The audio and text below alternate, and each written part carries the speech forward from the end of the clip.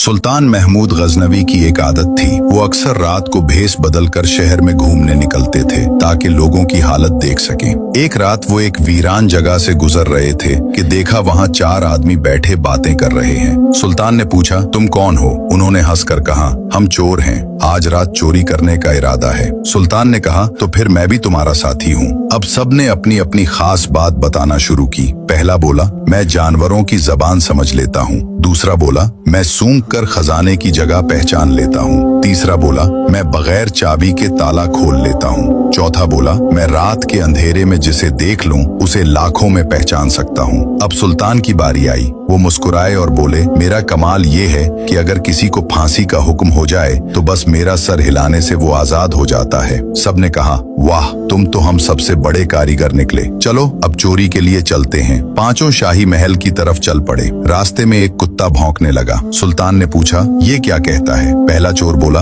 ये कहता है कि तुम में से एक बादशाह है। सुल्तान मुस्कुराए, कुछ ना बोले। महल पहुंचकर एक ने खजाना ढूंढ निकाला, दूसरे ने ताला खोल दिया और सब ने माल समेट लिया।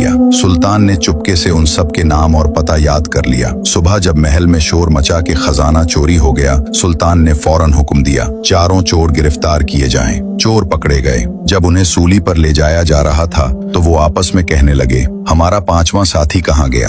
एक बोला, शायद वो बादशाह ही था। दूसरा बोला, अगर वो बादशाह था तो मैं उसे पहचान लूंगा।